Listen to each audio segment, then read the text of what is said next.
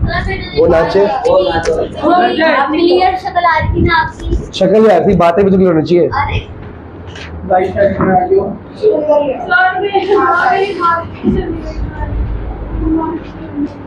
बड़ा टेस्ट होगा, दोबारा पढ़ाई होगी ना? वही मैं कह रही हूँ।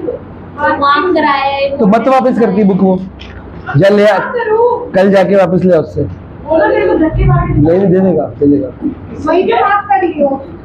दे देगा, वो दे देगा। अरे बंदी की है ना। हाँ बड़ा है यार, तभी तो पढ़ा रहा हूँ मैं। चलो अभी पार्टनरशिप के बारे में कुछ बताओ, मेरे को पता नहीं है। जो दो या more partners मिलके बिजनेस चलाते हैं उसको पार्टनरशिप कहते हैं। उनकी लायबिलिटी लिमिटेड होती है कि अनलिमिटेड? अनलिमिटेड। अनलिमिटेड। और पार्टनर कौन कौन हो सकता है? माइनर हो सकता है, माइनर वैसा बोल, वैसे भी हो सकता है, वैसे भी हो सकता है, मैंने तो नहीं बोला। किसी भी माइनर को पार्टनर में उसके पैसे होने चाहिए उसके पास। कौन सी अपनी पूछ रहा है, मेरे को पूछ रहा है? अच्छी लग रही है, क्या भी होता है यार, इसको तो सैलरी में तो oh my God। दुकान से 1 घंटे बाद आएगा। और बाद में वो तो ऐसे वैसे गिफ्ट करी हो, अच्छी लग रही है। पता नहीं कहाँ मैं, वो यार होता नहीं, मैं 10 जगह कभी ऑनलाइन लेता हूँ, घूमते हुए जहाँ मेरे को टंगी मिलती उठा लेता हूँ मैं तो बड़ी पुरानी मेरे को तो याद भी नहीं कहाँ से ली, पता नहीं कहाँ से ली। ना 1 साल पहले ली थी।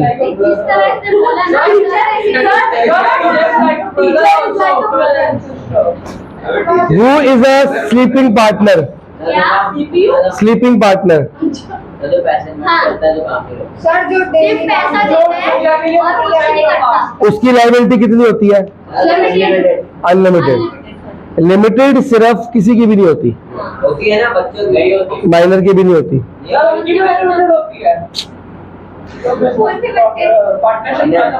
जब माइनर 18 ईयर से ऊपर होगा तो क्या बन जाएगा वो? मेजर। मैं समझ छुट्टी कर दूंगा, तैयार हो जाओ। हाँ टाइम से इन्होंने लाया तो लाया नहीं है। अरे तैयारी हुई की पढ़ता पे है? मेरे को भी नहीं पता क्या पढ़ रहा है ये। तू क्या पढ़ रहा है सुबह से? तेरे एनसीईआरटी भी खत्म हुई अभी तक? एनसीईआरटी भी खत्म हुई? गाइड आप कब करेगा? एनसीईआरटी करेगा, इतना ही बच्चा है 7th क्लास में। मैं ऐसा भी बात खाते हैं। बड़ा तो समझ लो। एनसीईआरटी एक क्वेश्चन के मतलब कितने पार्ट होते हैं?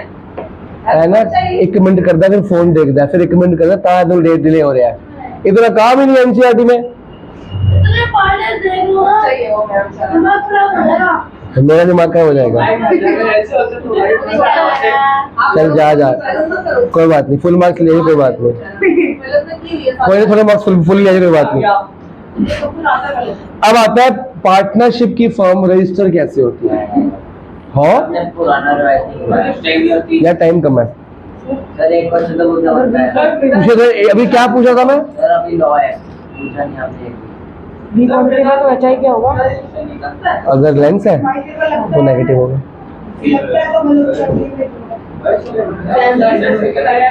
तुम बहुत बोलते लोग, चुप हो जाओ। वैसा मुझे अमन 1 मिनट चुप हो, क्या कह रहे हैं? वो एयर से होता है ना, उसमें एक पार्टी एयर है। हाँ एक ही बात है। हाँ जी, पार्टनरशिप फर्म की रजिस्ट्रेशन मार्क करो। पार्टनरशिप फर्म रजिस्टर करने के लिए मतलब सबसे पहले क्या चाहिए? Entering the firms name. सबसे पहले कंपनी का क्या नाम रखा जाएगा? कोई भी नाम, along with the relevant prescribed particulars in the register of firms kept with the registrar of the. कौन समझाएगा मेरे को ये बात? डेफिनेशन यार। हाँ मेरे से पूछो। अरे क्या लिखा है ब्लैक लाइन में, क्या लिखा है? तुम इतनी देर तक क्या कर रहे थे? तो एक ये किसकी बुक है? तो जैसे खोली क्यों नहीं है? रजिस्टर का मतलब क्या होता है? रजिस्टर ऑर्गेनाइजेशन का नाम रजिस्टर करवाते हैं। लीगल है अप्रूव करना कि इंडियन सिटीजन है वाला मतलब ये भी पूरा करना पड़ता है। पकड़ा जाएगा ना। ये को प्रूफ करना है। हाँ जी ਤੇ ਇਹ ਪਹਿਲਾ ਪਾਰਟ ਮੈਂ ਕੀਤਾ ਉੱਤੇ ਵਾਲਾ ਸਹੀ ਹੈ ਥੱਲੇ ਵਾਲਾ ऐसे थोड़ी होगा, ਥੱਲੇ ਵਾਲਾ ये सही है। ਪਰ ਜਿਵੇਂ ਅਸੀਂ ਇਹਦੇ ਚ ऐसे प्रॉपर्टी लग गई ना, ऐसे एक्सटेंड की लोड़ ही नहीं मिलती। ऐसे प्रॉपर्टी है डायरेक्ट, ऐसे इन्हों खोल लिया ना, अगर इन्हों खोल सकता है मतलब आपस में इक्वल है, अगर इक्वल है प्रूफ की कर रहा है तू, अगर तेरा मतलब ऐसा मतलब है तेरा मतलब हो ही गया ना, तू प्रूफ की कर रहा है। तो इंग्लिश लिख रहा है कि इसका मतलब एंड है कि बी में आता है और सी में नहीं आता, मतलब ए में आता है तो बी में भी आता होगा और ए में आता है तो सी में नहीं आता, ऐसे करके होगा। अगर तो उन्होंने इक्वल बने हैं तो मतलब इक्वल हो गए ना, फिर प्रूफ की कर रहा है तो, है ना सर मैं ट्राई करूंगी। भाई। टॉपिक में रह जा, टॉपिक में। हाँ मैं तो हाँ बता। अपना नाम एक ऑर्गेनाइजेशन रजिस्टर करवा देती है, जनरल लीगल एंटिटी बन जाती है, तो मतलब वो अपने कहाँ पे रजिस्टर आती है? रजिस्टर रजिस्ट्रार के पास। किसके पास? एक रजिस्ट्रार होता है, गवर्नमेंट बॉडी होती है, गवर्नमेंट ऑफिसर होता है, उसके पास जाना पड़ता है, उसको बोलना पड़ता है हम अपनी कंपनी का लाइसेंस लेना चाहते हैं, कृपया हमारी रजिस्टर को क्या कर हमारी कंपनी को क्या कर दो, अपनी कंपनी में लिख दो। वो उसके रजिस्टर होता है, उसमें एंट्री करता है, एक फॉर्म देगा, उसमें लिखा जाएगा सब कुछ, आपका नाम, कितने पार्टनर्स है, कितनी उनकी एज है, कितने पैसा लगाया, कितनी कैपिटल लगा रहे हो वगैरह वगैरह सब कुछ करके वो अपने रजिस्टर में एंट्री कर लेता है। उसके बाद की कंपनी क्या होती है? रजिस्टर्ड हो जाती है। जब रजिस्ट्रार के पास जाते हो, बात पकड़ में आ गई, गवर्नमेंट ऑफिसर होता है वो। अब उसके फायदे क्या क्या? पहला नंबर 1, इट प्रोवाइड्स, कल को गवर्नमेंट का ऑफिसर आया भैया तुम्हारी कंपनी तो इलीगल है, बोलेंगे तो इलीगल है, रजिस्टर की हमारी कागज है, हमारा लाइसेंस है, तो हमको लाइसेंस मिल गया मतलब हमारी कंपनी सील अब नहीं हो सकती। आगे क्या है? It is optional, partnership firm को रजिस्टर करना क्या है? ऑप्शनल, मतलब जरूरी नहीं है कि पार्टनरशिप कर रहे हो तो कंपनी रजिस्टर करानी है, करा भी सकते हो, नहीं भी करा सकते। कराओगे तो फायदा क्या है? डिस्प्यूट्स में जो लिखा है वो माना जाएगा, और नहीं कराओगे तो लड़ाइयां होती रहेंगी। ठीक है, अब आगे कॉन्सिक्वेंस ऑफ नॉन रजिस्ट्रेशन क्या लिखा है? Can not file a suit against firm और अदर पार्टनर्स। कोई आपस में झगड़ा होता है तो एक पार्टनर दूसरे का, सूट मतलब होता है केस, कोर्ट केस नहीं कर सकता क्योंकि रजिस्ट्रेशन ही नहीं है। कोर्ट बोलेगा तुम लड़ाई करके आए हो, तो किस लड़ाई हुई कि भैया हमारी कंपनी में ये झगड़ा चल रहा है, तो जज क्या बोलेगा? तुम्हारी कंपनी रजिस्टर्ड नहीं है, मेरे पास कैसे आ गए हो? तुम्हारी कंपनी एग्जिस्ट नहीं करती, मेरे कैसे आ गए हो? ठीक है, firm can not file a suit against, अगर कोई डेटर पैसा लेके बैड डेट करके इंस्टॉलमेंट होके भाग गया, 60 पैसा इधर रुपी देता है या नहीं भी देता, तो हम उसमें केस नहीं करते क्योंकि हमारी कंपनी रजिस्टर्ड, तो हमारे डेटर को क्या पता लग जाए कि हमारी कंपनी रजिस्टर्ड नहीं तो भाग जाएगा वो तो पैसा लेके। केस तो केस होता है, पर्सनल करो तो वो करो, तो रजिस्टर्ड नहीं होना भाई कंपनी। वो कंपनी तब कंपनी होती है जब वो रजिस्टर्ड है। ठीक है, आगे मिसलेनियस ना गाइड है, गाइड है कुछ की कितना है, पेपर नहीं करना, दिखा गाइड है, दिखा इंपॉर्टेंट क्वेश्चंस करने हैं, तैयारी कहाँ होगी? हाँ जी, पार्टनर्स का केस नहीं फाइल कर सकते। ना पार्टनर्स के अगेंस्ट, ना पार्टनर कंपनी के अगेंस्ट, ना कंपनी किसी और थर्ड पार्टी के अगेंस्ट, ये नहीं। अरे ये तो बेकार है, ये करने हैं। इसमें मतलब बहुत सारे क्वेश्चन है, फिर आरएनएफ में जाएगा ना, फिर इंपॉर्टेंट क्वेश्चन, मम्मी का फोन आ गया, इंपॉर्टेंट क्वेश्चन लिखे थे ना ऊपर, वो करने में, वो सब कर चुके हैं। ठीक है, वो करो। हाँ जी, अब आता है प्रोसीजर फॉर, पहले क्या करना पड़ता है? आपका एक्ट का नाम क्या है? Indian partnership act 1932। इसको मार्क करो, ये एमसीक्यू बन के आ सकता है। बेटा बॉक्स में लिखा, कहाँ चला गया? हाँ, प्रोसीजर क्या है? सबमिशन ऑफ, बेटा पहले हम क्या करेंगे? रजिस्ट्रार के पास जाके एक एप्लीकेशन देंगे, उसमें ये सारा सामान, नेम, लोकेशन, नाम वगैरह, पार्टनर्स के नाम सब आएगा। ठीक है, फिर फीस डिपॉजिट करेंगे रजिस्ट्रार के पास, जो भी उस टाइम हमारी होगी। उसके बाद हमें क्या मिलेगा, सर्टिफिकेट और इसे कहा कौन देगा, वो हम अपनी कंपनी में फ्रेम करके लगा देंगे दीवार पे। बिल्कुल, आप कभी दुकानों पे जाओ, आपको सर्टिफिकेट लगे दिखते हैं, वो रजिस्ट्रार के यहाँ से मिलता है। ठीक है, वो ध्यान रखिए हमारी लीगल एंटिटी हमने गवर्नमेंट के यहाँ रजिस्टर करा रखी है। ठीक है, अब आता है पार्टनरशिप डीड। ये आपके लिए बहुत इंपॉर्टेंट है, 11th के लिए नहीं 12th के लिए। 12th की आपकी पूरी अकाउंट्स की बुक है, इसका नाम है पार्टनरशिप। Very important. नहीं, 11th के लिए मना किया ना। What is partnership deed? आपस में पार्टनर्स ने रिटर्न एग्रीमेंट कोर्ट की स्टैंप लगवा ली है। कोई भी लड़ाई होगी तो किसकी मत मानी जाएगी, डीड की। आप रिटर्न एग्रीमेंट कि क्या करेंगे क्या नहीं करेंगे। अगर हमने डीड में लिख दिया कि अमन मैं और अंगद पार्टनर्स हैं, अगर डीड है, डीड में लिख दिया हमारा रेशियो है 3:2:1, अगर बाद में अमन ने ज्यादा पैसा लगा दिया, अमन कहता है मेरा कैपिटल ज्यादा इन्वेस्ट किया, मेरे को शेयर ज्यादा चाहिए, इसकी बात मानेंगे नहीं हम, लगाता रहा पैसा, क्योंकि डीड में कितना लिखा है 3:2:1, इसको 2:1 का हिस्सा मिलेगा। प्रॉफिट भी 2/6 होगा और लॉस भी 2/6 होगा तेरा। ठीक है ना। अगर मतलब कि किसी भी केस में डिस्प्यूट होता है तो कोई पार्टनर की बात नहीं मानी जाएगी, किसकी बात मानी जाएगी, डीड की। किसकी बात मानी जाएगी, तो गवर्नमेंट को दिखा सकते हो कि प्रूफ में तो गवर्नमेंट बोले कि डीड में लिखा है वो मानी जाएगी बात, तभी तो डीड है वो। आप डीड बदलवाओ ना बाद में जाके सबसे मिलके। जब तक डीड चल रही है तब तक आप पैसा ज्यादा लगाओ या कम लगाओ, आपका डीड ही मेन प्रायोरिटी रहेगी।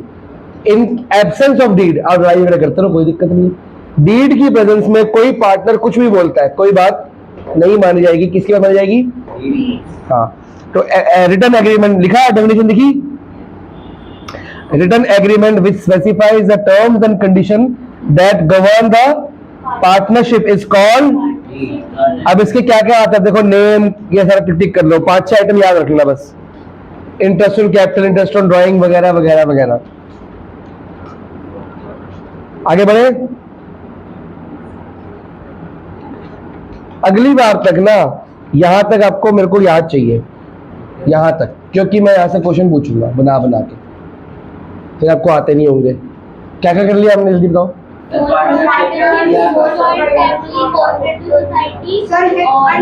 पार्टनरशिप 4 की है, ठीक है। एक सोल याद करना है, एक कोऑपरेटिव, HUF और पार्टनरशिप HUF। ठीक है, ये चारों को आपको देखो, सबके पॉइंट्स वही है, लायबिलिटी, कितना टाइम के लिए ड्यूरेशन वगैरह वगैरह, कौन मेन कंट्रोलर होगा, कितना पैसा लगाना, किसकी बात मानी जाएगी वगैरह, मेन पॉइंट्स याद करने चाहिए। वही प्रॉफिट एंड लॉस का रेशियो वगैरह, ठीक है। तो वो आपको याद करना है, उसके ऊपर क्वेश्चन बना के पूछूंगा। अब आता है 5वीं चीज, मेन, कंपनी। कंपनी किसको बोलते हैं, बात। अ company is an association of, समझ गए कहां से करने हैं। हाँ, इसमें ना ज्यादातर 1 मार्क और 2 मार्कर कर ले, ज्यादा मत कर, पता क्यों, बाकी आंसर अगर 20 मार्क्स का आना शायद, तो कितने बड़े क्वेश्चन आ जाएंगे, छोटे ज्यादा होंगे ना, तो 1 मार्कर 2 मार्कर सेट्स के भी इसके भी कर लो, तैयारी हो जाएगी तेरी। ठीक है, 1 मार्कर है 1 मार्कर, 1 मार्कर है, 2 मार्कर। हाँ तो ये भी होंगे ना क्वेश्चंस, है ना, थोड़े से है क्वेश्चंस, समझ गए, थोड़े से कर लो। हाँ, अ कंपनी इज एन एसोसिएशन, और ये ना आगे से अगो ध्यान रखना, जो पढ़ा रहे होंगे ना, होमवर्क टाइम टू टाइम कर, क्योंकि ऐसा ऑलरेडी बच्चे ने कर लिया, तेन एंड टाइम तेरा कल पेपर तो आज कर रहे हैं, आज बल्कि रिवाइज करना चाहिए थी, तो लेट हो गया ना कम। पर वैसे ऐसे हाँ हाँ, तो एग्जाम्पलर नहीं कितने ताया इजी है, इन लोगों ने नहीं किया, इन लोगों ने नहीं कराया, इन लोगों ने एग्जाम्पलर कराया, वो करे, वो हम तो कर नहीं पाएंगा, कल पेपर है तेरा, वो तो कंफ्यूज हो जाएगा, वो जो मेन कितना भी भूल जाएगा, ऐसे करके ऐ कर ले, ऐ पक्का कर। पता नहीं यार, मैंने नहीं पता, वैसे पेपर थोड़े इजी आते हैं, कल पता लगेगा। कितने पेपर आए ना, सारे इजी है। बस फिर तो एग्जाम्पलर रहने ही कर ले, मस्त रहा। 12th कराने एग्जाम्पलर, 12th बोर्ड है ना, केमिस्ट्री है तो पेपर होए थे, काफी केमिस्ट्री का पेपर है ना, सारे इजी। नॉर्मल ऐसी जो पढ़ाया है ऐसी, को जड़े होएगी एनसीईआरटी को दे क्या है, बस एनसीईआरटी बेस्ड है।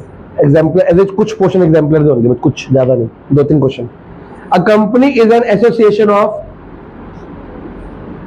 Association of, person, what is the meaning of association of person, organisation नहीं, एक ग्रुप ऑफ पर्सन, बहुत पर्सन कितने हो सकते हैं, वो बहुत सारे, फॉर्म्ड बनाई गई है, क्यों, for carrying out business activity, and has a legal status, मतलब वो रजिस्टर करा रखी है गवर्नमेंट के पास।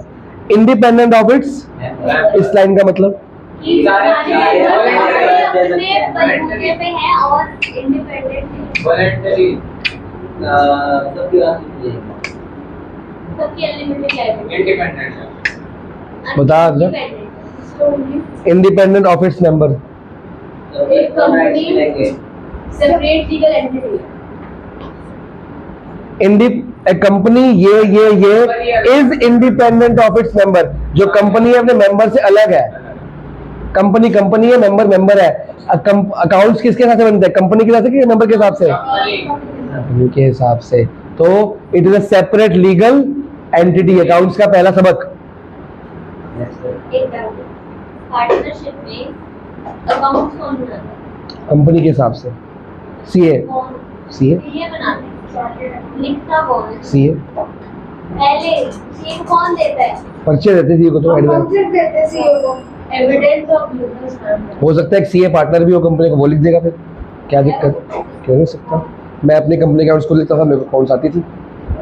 मेरा सीए सिर्फ टैक्स भरता था, अकाउंट्स तो खुद बनाता था अपने सारे के सारे। आपने बताया तो अपनी मर्जी है, उसमें कोई अलाउड है। अगर आपको आता है तो अगर पार्टनर उनको आना भी तो चाहिए। अगर आता है तो दोनों को कौन करके डिसाइड करना है? क्या मतलब? डिसाइड हाँ, या म्यूचुअली करोगे या डीड में लिखवा दोगे। यार मान लो एक लॉ एक सीए एक चार्टर्ड अकाउंटेंट की कंपनी है, उसमें बहुत सारे सीए, तो अपना अकाउंट सीए से लिखवाएंगे? खुद ही लिखेंगे ना। नहीं, अगर वो उनको आती है अकाउंट बनाने की तो वो क्या कहते हैं म्यूचुअली डिसाइड करेंगे। और अगर मेंबर की डेथ हो गई जो अकाउंट बनाना है तो पार्टनरशिप बीच में चेंज कर सकते हैं। जब डेथ होगी तो नई फर्म बनती है पार्टनरशिप की। पार्टनरशिप का एंड हो जाता है। ठीक है ना? तो आगे a company can be describe. देखो कंपनी होती क्या है, कौन हिंदी में समझाएगा? एक ग्रुप ऑफ पर्संस जो जो इकट्ठे हो गए हैं और मिलके क्या कर रहे हैं? Economic business. It should be economic, non economic नहीं चलेगा। प्रॉफिट कमाने के लिए। और जो बनाई गई कंपनी वो अपने मेंबर से क्या होगी? independent, और लीगल लीगल। तो सेकंड लाइन में लिखा है company can be described as an artificial person. Case होगा मेंबर पे नहीं होगा, कंपनी पे होगा। तो आर्टिफिशियल पर्सन हो गया कि नहीं हुआ? ये मेरे से किसी ने पूछा भी था, आर्टिफिशियल पर्सन किसने पूछा था मेरे से? मैं बताऊं क्या होता है? अकाउंट्स में आया था मेरे कि वो हु इज आर्टिफिशियल पर्सन। मैं कहा जो कंपनी है उसी को क्या बोलते हैं? Artificial, क्योंकि कंपनी के खिलाफ केस हो सकता है। मतलब कि वो बंदा है, इंसान है, तो इंसान है पर वो इंसान दिखता है, आर्टिफिशियल पर्सन है। ठीक है? आगे having a separate, legal entity, मतलब अपनी पार्टनर से क्या है, अपने मेंबर से क्या अलग है? परपेचुअल किसी भी डेथ वाली फैमिली का सक्सेशन, मतलब कि अगर कोई एक दो मेंबर मर भी गए तो सक्सेसर उसके आ सकते हैं। बाइंडिंग अब से ही वो बंद हो हाँ, मतलब कुछ बंदों से मरने से वो गोइंग कंसर्न है, बंद नहीं होगी। लास्ट क्या? एंड अ कॉमन, वो स्टैम्प एक कंपनी की स्टैम्प होती है। कंपनी जितनी भी ट्रांजैक्शंस करती है वो उसकी क्या लगाती है? स्टैम्प। बिना सील के, बिना स्टैम्प के कंपनी के डॉक्यूमेंट्स वैलिड नहीं बने। सील हर बुक में लगी होती है। हाँ, आगे एक्ट मार्क करो, कंपनीज एक्ट 2000। सेक्शन हाँ जी, जैसे कंपनी की चेकबुक होती है जब चेक करेंगे वो लोग तब भी उसमें क्यों लगेगी? बिल्कुल लगेगी। साइन भी होगा पार्टनर का या कंपनी के जो प्रोप्राइटर है उसका, और स्टैम्प भी लगेगी। वो लिखा होगा ऑथराइज सिग्नेचर कौन कौन कर सकता है, उसी की है स्टैम्प। करंट अकाउंट में स्टैम्प लगानी पड़ती है, वो वैलिड ही नहीं होगी। सीईओ कौन है? सीईओ, चीफ एग्जीक्यूटिव ऑफिसर, जो मेन कंपनी का मालिक होता है, संभालता है कंपनी। कंपनी बहुत सारे मेंबर्स की होती है, उसमें से बहुत सारे मेन मेंबर 5-6 होंगे, उसमें से एक बंदे को सीईओ चुनते हैं कि अगर ये सारा काम संभालेगा, सारा काम चलाएगा। प्रोवाइडर बहुत सारे होते हैं, इसमें एक नहीं होता। सारी प्रोप्राइटर है, जितने मेंबर्स ने। यार बात सुनो, हम यहाँ पे 10-12 लोग बैठे हैं, हम सबने मिलके कंपनी खोल ली, हम सारे प्रोप्राइटर हैं, सारी है। पर किसी ने ज्यादा पैसे लगाया, किसी ने कम। तो जिन लोगों ने बहुत सारा पैसा लगाया था, मेन बंदे जो होते हैं वो कंपनी चलाते हैं। बाकी लोगों ने सिर्फ क्या लगाया होता है? पैसा। वो सिर्फ प्रॉफिट लेते हैं, वो कंपनी में काम करने के लिए नहीं आते। उन लोग को बोलते हैं शेयर होल्डर्स। क्या बोलते हैं? Share holders. तूने क्या बोला? वो तो पार्टनरशिप हुई ना। उसमें क्या बोलते हैं? मैं भी शेयर होल्डर हूँ, तुम भी शेयर होल्डर हो। मान लो 1, 2, 3 कंपनी में पैसा लगा है 10 करोड़। कितना लगा है? 10 करोड़ में इसने लगाया 3 करोड़, मैंने लगाया 2 करोड़, इसने लगाया 2 करोड़, तो 30% शेयर हो गया इसके पास। 10 करोड़ का 3 करोड़ हो गया 30%। तो 30% इसके पास, 20% मेरे के पास, 20%, तो 70% हमारे हो गए। बचे कितने? 30%। तुम सबने आपस में 30%, किसी 5%, किसी 2%, किसी ने 1% लिया हुआ शेयर। इसने 1 करोड़ लगाया तो कितना मिल जाएगा 10 करोड़ का? 1%। इसने 5 करोड़ लगाया, इसको 5%, तो प्रॉफिट कितना मिलेगा? इसको 1%, इसको 5%, मेरे को 30%। हाँ, प्रमोटर्स ही होंगे, मेन मालिक जो होते हैं वो। अब मेन काम तुम करोगे 1 करोड़ वाले के, हम करेंगे 30 करोड़ वाले। हाँ, अब हम तीनों में से डिसाइड करेंगे सीईओ कौन होगा। एक सीईओ कोई जरूरी नहीं है, मैं भी हो सकता हूँ, ऐसा कोई जरूरी नहीं है। इसको सीईओ बना दिया, मेरे को सीईओ बना दिया, इसको सीडीओ बना दिया, सारी बड़े अलग अलग पोस्ट होते हैं। Chief executive officer, chief deputy उसका होता है जो डिजिटल करता है, क्या करते हैं उसको, कंप्यूटर का संभालता है, सीडीओ होता है वो। फिर एक सीओ होता है, चीफ ऑपरेशन ऑफिसर, जो मेन फैक्ट्रियों का काम संभालता है। ऐसे बहुत सारी पोस्ट होते हैं उसके। वो क्या?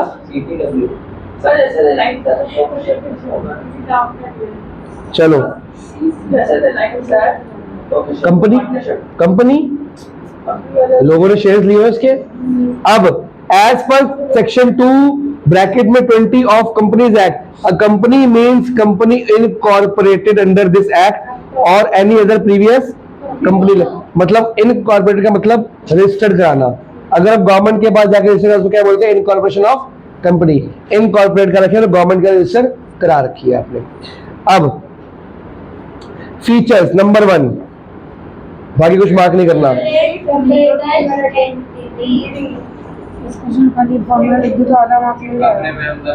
ये तो आसान है, मैं हेल्प करता हूँ। देख, तेरे को आइस की दी हुई है relative index with air with respect to दी है। मतलब फॉर्मूला क्या होता है? स्पीड अपॉन स्पीड, तो ऊपर आएगी स्पीड आइस की, नीचे आएगी स्पीड एयर की, तो वीओ अपॉन दोनों को सेपरेट निकाल के फिर अपॉन कर ये करना, V I upon V air हो गया इक्वल टू ये, और V R upon V A air का इक्वल टू ये। पता लग गया? V I upon V A equal to ये है, V R upon V A equal to ये। इसमें से को निकालना क्या है? V R upon V I. तो यहाँ से वी आर की स्पीड निकाल ले, तेरी आ जाएगी वी ए या 1.31 अपॉन वी ए, ऐसे कुछ आ रहा है। अपॉन मतलब वी ए को वी ए रहने दे, इसमें भी वी आर के निकाल ले और वी ए को वी ए रहने दे। जब तो इसमें अपॉन में पुट करेगा ना V R upon V I, V A से वी ए कट जाएगा, वी ए से वी ए कट जाएगा, तो वो बाकी जो नंबर बचेंगे ये दोनों। अब यहाँ पर ये सेम ऐसे अपॉन में आएंगे और रेसिप्रोकल होकर अपॉन में आएंगे। वो तू देख कौन सा, ये कटे हुए हैं सारे। Speed of light speed of light में वो वी ए को वी ए रहना ना, वैसे कटना है वो, तो दोनों में कट जाएगा ना, लेना क्यों? वो जल्दी फोन आ रहा है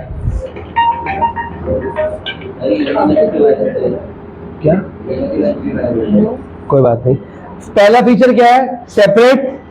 कुछ पढ़ाऊं इसमें आगे? आर्टिकल पर्सन, मतलब केस होगा तो कंपनी के मेंबर्स के नाम पे नहीं होगा, कंपनी के नाम पे। आगे फॉर्मेशन कैसे होती है? खुद पढ़ो, जल्दी जल्दी पढ़ो। बहुत ज्यादा पेपर वर्क चाहिए, बहुत ज्यादा कागज, बहुत ज्यादा वो चाहिए, लीगल फॉर्मेलिटी। अरे क्या बोलते हैं उसको, परमिशंस। बहुत सारी परमिशंस चाहिए होती हैं, जिसके लिए बहुत सारे डॉक्यूमेंट्स लगते हैं। वो सब करने के बाद कंपनीज एक्ट के तहत 2013 में इसको रजिस्टर कराया जाएगा। फिर क्या लिखा है? Perpetual succession. ये मेरे को अंगद समझाएगा। इसमें कि कोई भी आदमी जो है कंपनी खोलने के बाद बंद जो है लॉक से कर सकता है, या फिर अगर कोई बंदा उसमें से डेट वगैरह भी, तो वो कंपनी उसकी मर्जी है। कंपनी बंद, कंपनी चलती रहेगी, सक्सेसर उसको पकड़ते रहेंगे। एक आदमी बंदे मरने से कोई फर्क नहीं पड़ता, परपेचुअल में चलता रहेगा, सक्सेशन चलता रहेगा। आगे क्या? कंट्रोल। कंट्रोल कौन करता है? जो मेजर मॉनिटर किसके होते हैं? कौन होते हैं? जो मेजर शेयर होल्डर होते हैं, जिन्होंने ज्यादा शेयर्स खरीदे होते हैं, वो कौन होते हैं? Board of director. वो कंपनी के मेन टॉप मैनेजमेंट होती है वो संभालते हैं। जो भी कंपनी की पॉलिसी बनानी है, जो भी कंपनी में होना है और जो होना नहीं है, वो कौन बनाएगा? Top management. उसमें कौन होता है? टॉप शेयर होल्डर होते हैं, छोटे मोटे लोग शेयर होल्डर नहीं होते हैं। कोई डाउट? नहीं, वही होते हैं। अच्छा, सर इसमें लिमिटेड लाइबिलिटी हाँ। होती है। क्योंकि जिसमें ज्यादा इन्वेस्ट किया उसकी ज्यादा लाइबिलिटी, जिसने ज्यादा पैसा लगाया है उसकी ज्यादा, according to depending on number of share, जिसका परसेंटेज ऑफ शेयर ज्यादा उसकी लाइबिलिटी भी ज्यादा, सिंपल सी बात। और कॉमन सील मतलब पूरी कंपनी की एक सील होगी। पूरी कंपनी जितने मर्जी काम करे स्टैंप एक ही होगी। एक कंपनी की अलग अलग तरह की डिजाइन की स्टैंप नहीं हो सकती।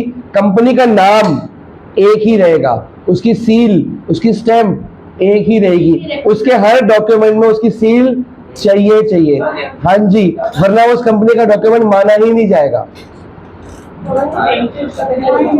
वो तो अलग फॉर्मेलिटी है।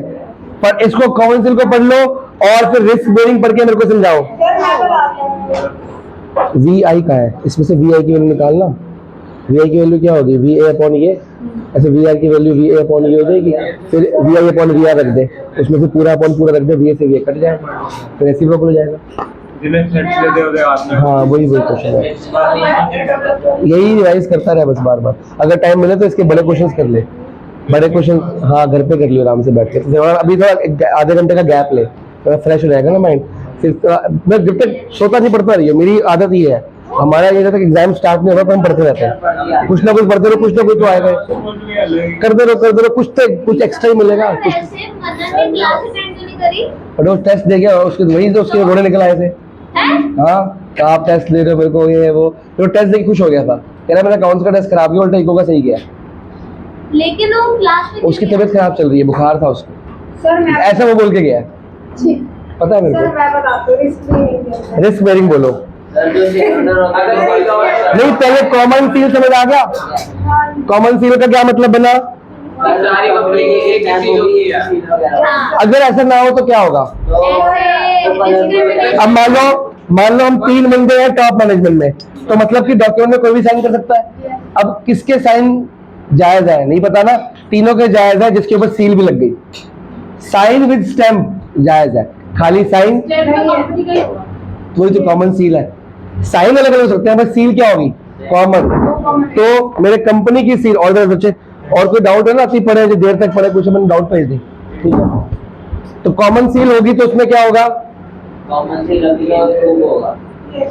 हाँ, इसको नजर दीजिए नहीं, प्लीज। सब कुछ स्टेबल रहेगा। हाँ, एक डिस्प्यूट नहीं होगा। हाँ, अगर एक कंपनी की कॉमन सील का लेटर है तो वो डॉक्यूमेंट ऑफ एविडेंस है। अगर कंपनी किसी बात को मुकर जाती है तो दूसरा बंदा दिखाएगा देखो कॉमन सील का डॉक्यूमेंट है, तो मुकर कैसे लो? केस कर देगा। अगर वो केस करता है डॉक्यूमेंट में सील नहीं है, कंपनी बोलेगी तो ये तो खाली मेरा नाम लिखा है, मेरी स्टैंप का है, मैं तो मानूंगा ही नहीं। तो कंपनी की सील होना। और पूरी कंपनी की कितनी सील हो सकती है? बहुत सारी, पर सबका डिजाइन क्या होगा? एक स्टैंप। स्टैम्प तो होता है। आगे रिस्क बेयरिंग, जितना जिसका शेयर उतनी उसकी लायबिलिटी, उसका उतना रिस्क।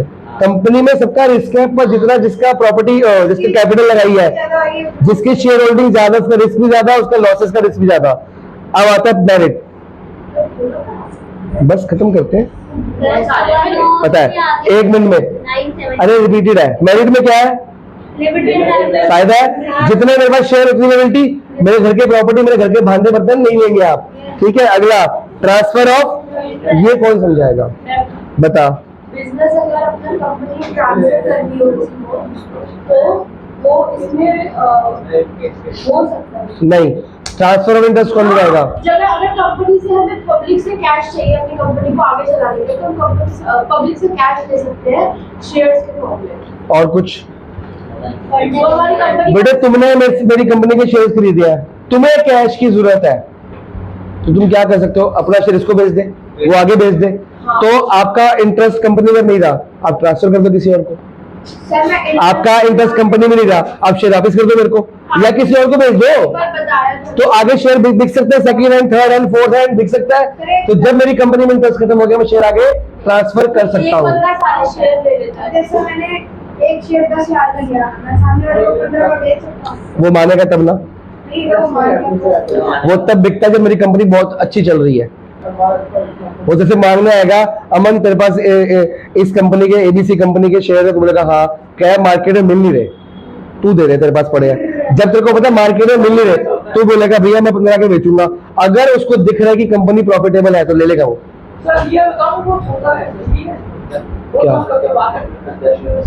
तो उसी मार्केट में बिकते हैं, उसी मार्केट में मिलते हैं, स्टॉक मार्केट में।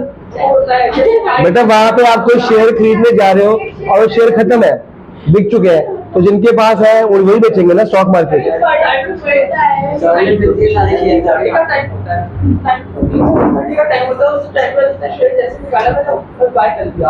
ऐसा नहीं होता, वो 12th में आपका चैप्टर है, पूरा पढ़ाएंगे वहाँ पे। लगभग ऐसे ही होगा, ऐसे इसको डिवाइड कर ले जो भी होगा। पहले बाकी क्वेश्चन हो गए? हाँ मतलब खत्म करो डेट। अगर समझ आ गया, तेरे को मेरी कंपनी में इंटरेस्ट नहीं रहा, तो शेयर मेरे को वापस भेज दे या किसी और को भेज दे, ट्रांसफर ऑफ इंटरेस्ट ऑब्वियसली। ऐसा नहीं होगा, उसको मैं छेड़, मैं जितने का तेरे को दिया उतने का वापस करूंगा, साथ में तेरा प्रॉफिट दे दूंगा। तो तेरे कंपनी के शेयर तेरे पास, तेरे कंपनी के शेयर जा रहा हूँ, तेरे को मैंने कंपनी के शेयर दे दिए, तेरा पैसा तेरे को वापस आ गया कि नहीं आ गया? तो इसमें इमीडिएटली पार्टनर जो कंपनी के मालिक, उनको फायदा है कि नहीं है? जब उनको कंपनी में इंटरेस्ट नहीं है तो कैश में कन्वर्ट कर सकते हैं। आ रहा हूँ, मेरी कार ले गया तो हम तो स्कूटर में जाएंगे, गरीब आदमी है। मेरी कार तो वो ले गया। सर बात भी करा देना बाकी। परपेचुअल एक्सिस्टेंस का मतलब scope of expansion, company public से पैसे ले लेके अपनी कंपनी। चलो यहीं से कंटिन्यू करेंगे। क्या क्या आ रहा है?